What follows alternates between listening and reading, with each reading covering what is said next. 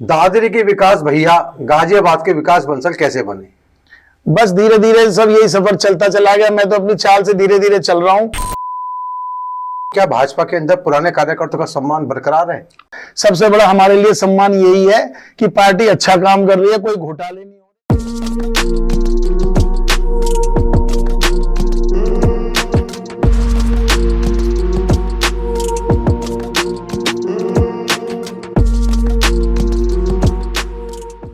किसी चेहरे पर मुस्कुराहट लाना भी जिंदगी है, किसी के ख्वाबों को पूरा करना भी जिंदगी है।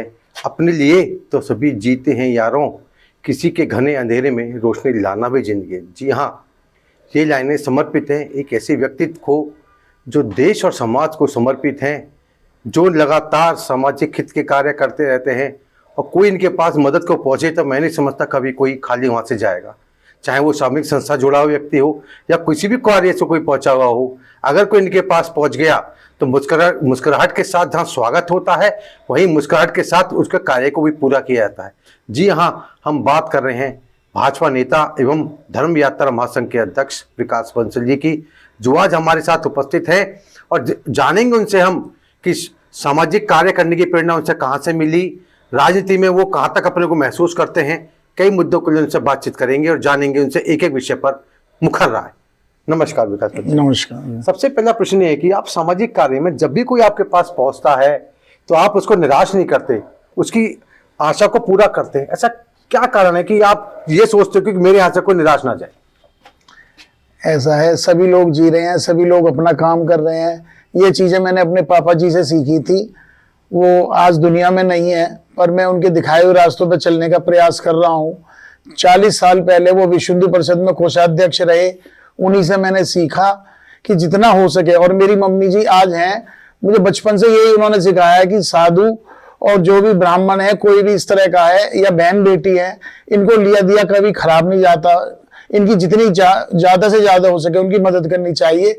इसीलिए मैं उनके दिखाए रास्ते पर चलने का प्रयास कर रहा हूँ। जब भी कहीं बात आती है आपके पिता के बगैर आपकी बात पूरी नहीं होती है, चाहे खुशी हो या गम हो, आप अपने पिता को जरूर याद करते हैं। आपका पिताजी से अगाध स्नेह है, उसे कैसा महसूस करते हैं? नहीं, सब कुछ मैंने उन्हीं से सीखा है। मैं उन्हीं के दिखाए हुए रास्ते पर चलने का प्रयास कर रहा हूँ। वो धार्मिक प्रवृत्ति के व्यक्ति थे। हमें 40 साल पहले अयोध्या ले गए थे, नैमी शरण, गोला गोकर्ण, सभी जगह घुमा के लाए। मैंने उनसे सीखा था कि वो कहते थे हाँ, यहाँ पे हम क्या दोबारा आएंगे, जितना हो सके दान करो, सभी की मदद करो। हम जब बहुत छोटे छोटे थे तो हर दुल्हनडी वाले दिन वो कोड़ियों को खाना खिलाते थे। अरहर की दाल चावल, हमारे घर के आगे चौक में कोड़ी आते थे और हर साल, और मैं उनकी पूरी जिंदगी मैंने उनको देखा कि वो समर्पित ही रहे। मैं तो उनका 1% भी नहीं हूं, पर उनके दिखाए हुए रास्ते पर चलने का प्रयास कर रहा हूं बस। विकास बंसल जी, आज के दौर में देखा जाए तो माता पिता की स्थिति जो आपको ही मालूम है, वृद्धाश्रम में जाओ, मेरे आगे ऐसे ऐसे ऐसे ऐसे लोग मैं देख रहा हूं कि जो अच्छी नौकरी रिटायर हुए हैं, जिनकी अच्छी पेंशन है, उनके पुत्र राजपत्रित अधिकारी भी हैं, लेकिन वो वृद्धाश्रम में रह रहे हैं।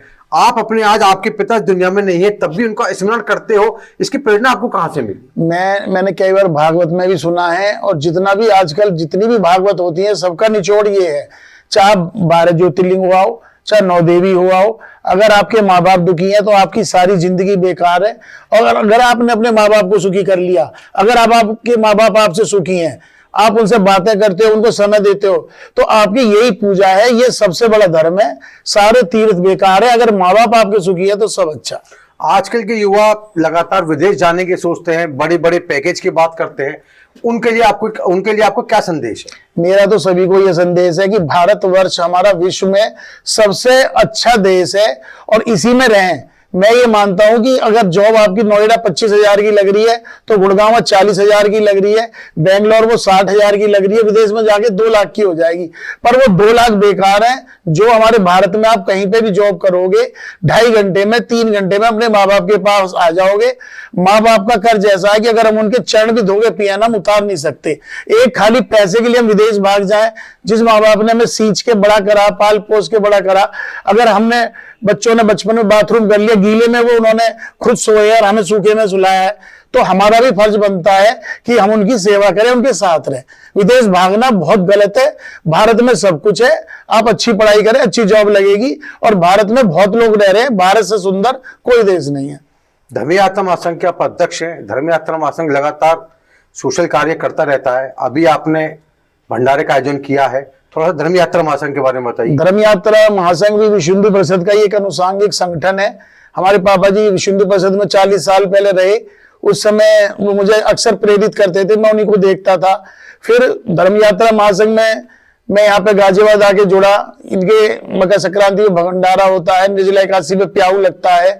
इस तरह के साल में जो भी कार्यक्रम हमारे प्रदेश से आते हैं हम उन पे करते हैं। उन्हीं से पापा जी से मैंने सीखा था। जब मैं 25 साल पहले दादरी था, 20 साल मुझे गाजियाबाद आए हुए हैं, तब मैं युवा मोर्चे का अध्यक्ष रहा। उस समय अटल जी की लहर चल रही थी। 3 चुनाव हमने अशोक प्रधान जी को लड़वाए, नवाब सिंह नागर जी को चुनाव लड़वाया। तो मेरी बचपन से ही राजनीति में रुचि थी, क्योंकि मैं पापा जी को देखता था। अपना तो आदमी जी रहा, जानवर भी अपने बच्चों का पेट भर रहे, पर समाज के लिए, धर्म के लिए हम जितना करेंगे वो हमारे लिए जरूरी है अपने काम के साथ। श्री श्याम परिवारों से कई श्री श्याम परिवार सब जुड़े हो, श्याम खाटू मंडल में आप एक जाना माना नाम हो। शायद ही कोई ऐसा श्याम मंडल का कार्यक्रम हो जिसमें विकास बंसल जी की उपस्थिति ना हो। लगातार इसके पीछे आपकी मतलब प्रेरणा, उसके मिशन क्या है इसके पीछे आपका? मैं दादरी से आए, मुझे 20 साल हुए हैं। मैं आया तो खाटू श्याम मंडलों में जुड़ा था पहले। राजनीति में मैं इसीलिए नहीं जुड़ा क्योंकि मेरे बच्चे छोटे थे, मैं समय नहीं दे पाता था। मेरे मित्र हैं संजीव शर्मा जी, एबीवीपी में रहे, उन्होंने मुझे दादरी राजनीति में देखा था 25 साल पहले। उन्होंने मुझे गाजियाबाद आते ही बोला, विकास जी कोई पद ले लो भाजपा में। मैंने कहा जी मैं अभी पद नहीं लूंगा क्योंकि मैं भी समय नहीं दे सकता। मैं खाटू श्याम मंडलों में जुड़ गया और लगातार बाबा के कीर्तनों में 20 साल से लगा हुआ हूँ। मुझसे एक बार अभी एक कीर्तन हो रहा था विजयनगर में वार्षिक, एक गायक ने ये बोला कि जी आपके दोनों बच्चे बेटे बहुत धार्मिक हैं, लगातार तुम्हारे साथ कीर्तन में आते हैं। तो मैंने माइक से एक ही बात बोली कि मैंने कोई इनको इंजेक्शन नहीं लगवाए खाटू श्याम जी के, ये बचपन से मेरे साथ कीर्तनों में जाते थे। उस समय छोटे छोटे थे तो रैंप पे फूल इकट्ठे करते थे और सब लोगों पे फेंकते थे। आज वो धीरे धीरे बड़े हुए तो उन्होंने देखा कि बाबा श्याम ही सब कुछ है और हम पूजा पाठ में भी समय निकालना चाहिए, धार्मिक काम हमें करने चाहिए। वरना गाजियाबाद ऐसा शहर है कि यहाँ इतनी गंदगी है। हमारे बेटों के भी दोस्त ऐसे हैं जो सर्वगुण संपन्न है, सारी गलत आदतों में रहते हैं, पर ये बाबा का मेरे पे जीवन भर का कर्ज है कि मैंने अगर उनकी पूजा की है या थोड़ा सा समय मैंने बाबा की पूजा के लिए निकालता हूं तो आज मेरे बेटे दोनों के अंदर अच्छे संस्कार हैं, सब उनकी तारीफ करते हैं। ये बाबा श्याम की पूजा का ही असर है। संस्कार की बात आपने करी है, तो आपका मानना है कि शिक्षा के साथ संस्कार भी बहुत जरूरी है? संस्कार बहुत जरूरी है। पहले संस्कार हैं, बाद में सब चीजें। अगर तुम्हारे पास अरबों खरबों की दौलत है, अगर बच्चे तुम्हारे बेकार है तो सब मिट्टी है वो। आज मेरे बेटे दोनों अच्छे हैं तो मुझे फक्र है कि बाबा श्याम की कृपा से मेरे बेटियों के अंदर अच्छे संस्कार है, वो गलत संगति में नहीं पड़े।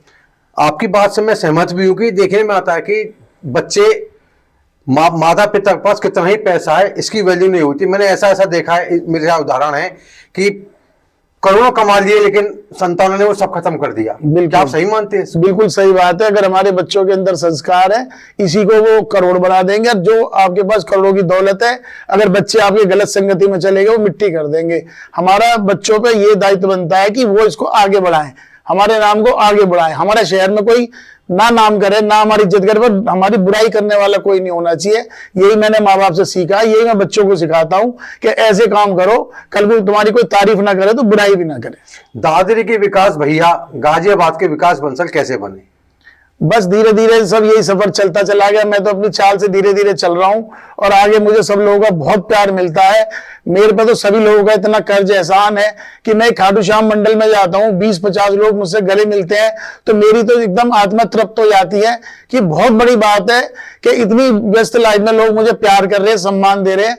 मेरे लिए तो बहुत बड़ी बात है। भाजपा में भी एक लंबे समय से जुड़े हुए हो, विभिन्न पदों पर आपने कार्य किया है। दादरी में भी युवा मोर्चा में पदाधिकारी रहे हो और गाजियाबाद में भी आप भाजपा से जुड़े हो। आप इस सफर को मैं कैसा महसूस करते हैं? नहीं, सफर बहुत अच्छा है। मैंने पापा जी से सीखा था। देखो, अपने लिए तो आदमी सब करते ही हैं, थोड़ा समाज के लिए, थोड़ा संगठन के लिए। अगर हम पार्टी के लिए, अपने धर्म के लिए, संगठन के लिए हम नहीं करेंगे तो कौन करेगा? आप देखो, जो भी है सबको अपने धर्म के लिए, जाति के लिए करना चाहिए। हम भी अपना थोड़ा थोड़ा करने का प्रयास कर रहे हैं, सहयोग कर रहे हैं जितना हमसे हो सके। भाजपा में कितने वर्षों से हो आप? भाजपा में लगभग पदों से जुड़े हुए मुझे 25 साल से ज्यादा हो गए। 25 साल पहले मैं युवा मोर्चे में अध्यक्ष रहा दादरी का 3 साल, 3 साल गौतम बुद्ध नगर में जिला कोषाध्यक्ष रहा, 3 साल जिला महामंत्री रहा, नोएडा में, गौतम बुद्ध नगर में। सभी का मुझे पहले भी बहुत प्यार मिलता था, आज भी मिल रहा है। आपको ऐसा महसूस नहीं होता कि जो जिस भाजपा में आप रहे और आज की भाजपा में कोई फर्क आया है? कोई फर्क नहीं है। योगी सरकार, मोदी सरकार बहुत अच्छा काम कर रही है। पहले बुलंदशहर हम भी जाते थे त्योहारों पे, मेरी बुलंदशहर ससुराल है, 4-4 घंटे में हम रक्षाबंधन में पहुंचते थे, आज 40 मिनट में गाड़ी पहुंच रही है हमारी। मेरठ जाना एक पहाड़ था, जो देहरादून के लोग थे, हरिद्वार के लोग थे, उनकी क्या गलती थी कि उन्हें देहरादून जाना, 4-4 घंटे मेरठ तक ही फंसे रहते थे। आज उनके लिए सफर आसान है, एक्सप्रेस वे बनते जा रहे हैं, लगातार पहुंच आसान हो गई है, हर आदमी खुश है। हर आदमी देख रहा है कि बिना किसी घोटाले की सरकार चल रही है। लगातार 10 साल से कोई घोटाला उजागर नहीं हुआ, जबकि विपक्षी पार्टियां लगातार लगी हुई हैं कि हम इनकी पोल खोलें, पर उन्हें आज तक कोई मुद्दा नहीं मिला कि मोदी सरकार का कोई मंत्री या योगी सरकार का कोई मंत्री का किसी भ्रष्टाचार में नाम आया हो। भाजपा में कार्यकर्ताओं को देवतुल्य माना जाता है, बिल्कुल, लेकिन हमें महसूस होता है कि क्या भाजपा के अंदर पुराने कार्यकर्ताओं का सम्मान बरकरार है? बिल्कुल, देखो थोड़ा बहुत ऊपर नीचे सबके साथ होता है। सबसे बड़ा हमारे लिए सम्मान यही है कि पार्टी अच्छा काम कर रही है, कोई घोटाले नहीं हो रहे, पब्लिक खुश है और दुकानदार अपना व्यापार चैन से कर रहे हैं। अभी 10 साल पहले रोज अखबार भरे रहते थे चैन स्नैचिंग से, माताएं बहनें पार्क तक में नहीं जा पाती थी वॉकिंग करने। आज बिल्कुल अमन चैन का माहौल है, हर आदमी खुश है, सबको दिख रहा है कि चारों तरफ कनेक्टिविटी बहुत अच्छी है, चारों तरफ जगह के रेट बढ़ रहे हैं, काम बढ़ रहा है। अब जिसको रोना है वो रोता रहेगा। हमने तो माननीय राजनाथ जी से सीखा था 25 साल पहले कि लोगों को आधा गिलास खाली दिखाई देता, आधा गिलास भरा हुआ दिखाई नहीं देता, जबकि आधा गिलास भरा हुआ है। भरे हुए की तारीफ करनी चाहिए। पूरे विश्व में आफत मची हुई है, भ्रष्टाचार की भी मची हुई है और वैसे भी लोग परेशान है। हमारे भारत के लोग बहुत खुश हैं और बहुत अच्छा शासन प्रशासन चल रहा है और ये केवल योगी मोदी सरकार ही दे पाई है। इतना बड़ा स्टेट उत्तर प्रदेश, 26 करोड़ की जनता, जिसको संभालना किसी अच्छे के बस की नहीं है। योगी जी ने उसको इतने शालीनता से, इतने तरीके से चला रहे हैं। अब इस समय महाकुंभ लगा हुआ है, कितने अमन चैन से काम चल रहा है। पहले छोटा कुंभ भी होता था तो भगदड़ मच जाती थी, हर साल झगड़े होते थे, हर साल मुसलमानों के कार्यक्रमों में लड़ाई झगड़े, कर्फ्यू लगना। आज तो कर्फ्यू तो ऐसा हो गया जैसे कभी सपना हो, सुना ही नहीं हमने 10 साल से कहीं कर्फ्यू लगा हो। पहले हर साल, हर 6 महीने में कर्फ्यू लगते थे। ये केवल भाजपा सरकार ही है जो देश का विकास कर सकती है और लगातार कर रही है। धर्म यात्रा महासंघ में आप समाज धार्मिक कार्य भी करते हैं, भंडारे भी करते हैं, राजनीति में भी समय देते हैं। आप किस तरह लोगों को संयोजित करते हैं? नहीं, अब देखो मेरा बेटा बड़ा वाला मैं बड़ा हो गया, अभी उसकी 6 महीने पहले शादी हुई है, वो थोड़ा बिजनेस में समय देने लगा तो मैं फ्री हो गया। मैं जितना समय हो सकता है मैं अपने अच्छे कामों में लगाता हूँ। चतुर्भुजेश्वर मंदिर हो, महंत नारायण गिरी जी हो, वो भी हमारे गाजियाबाद के बहुत प्रतिष्ठित हैं, पुराने संत हैं। तो मैं सोचता हूँ कि जितना समय मिल जाए इन लोगों के चरणों में बिताऊं, भगवान के चरणों में बिताऊं, जिससे मैं भी अपनी गलतियों को सुधार सकूं, क्योंकि गलतियां सबसे होती है, मुझसे भी होती होंगी। तो मैं भी चाहता हूँ कि भगवान मेरी गलतियों को क्षमा करे और मुझे माफ करे और मैं अच्छे काम करता हूँ। धर्म यात्रा महासंघ महाकुंभ में जा रहा है अपनी टीम के साथ, थोड़ा उसके बारे में बताइए। देखो हमारा धर्म यात्रा महासंघ का भी वहां लगा हुआ है शिविर, और इधर जूना खाड़े का है, निरंजनिया खाड़े का है, वहाँ यज्ञ भी हो रहा है। हम लोग जा रहे हैं, उसमें भी भाग लेंगे और सब लोगों से मिलके आएंगे, क्योंकि हमारे देश के लिए ये बड़े गौरव की बात है। इतना बड़ा आयोजन हमारे भारत में, ये इलाहाबाद में हो रहा है, विदेशों से लोग आ रहे हैं और एक अच्छे लोग देख रहे हैं कि किस तरह से भारत में योगी सरकार इसको संगठित कर रही है और आयोजित कर रही है। ये बहुत बड़ी बात है, हमारे भारत का गौरव है ये। विकास बंसल जी, आपकी मुस्कुराहट का राज क्या है? मुस्कुराहट का राज है मेरा लोगों का प्यार। दादरी भी मुझे लोगों से बहुत प्यार मिलता था, गाजियाबाद भी बहुत लोगों से प्यार मिलता है। मैं कई जगह माइक से बोलता हूँ, इतना दिया दातार ने, इतनी तो मेरी औकात नहीं, ये तो कर्म है, मेरे आशीर्वाद है मेरे ठाकुर का, वरना मुझ में कोई ऐसी बात नहीं। आपने धर्म यात्रा महासंघ के अध्यक्ष विकास बंसल जी को सुना। ये हमारे समाज के लिए प्रेरणा सूत्र हैं, जिनके लिए माता पिता के दिल में इतना सम्मान है। जबकि आज के दौर में माता पिता की स्थिति आप देख रहे हो, लेकिन विकास बंसल के लिए माता पिता पहले हैं। आज बेशक उनके पिता उनके इस दुनिया में नहीं है, किंतु उसके बावजूद जब भी अपनी बात शुरू करते हैं अपने पिता के लिए जरूर कहते हैं। ऐसे व्यक्तियों समाज के लिए आदर्श हैं। आगे फिर हम ऐसे किसी शख्सियत के साथ मुलाकात करेंगे और आपसे बात करेंगे। नमस्कार।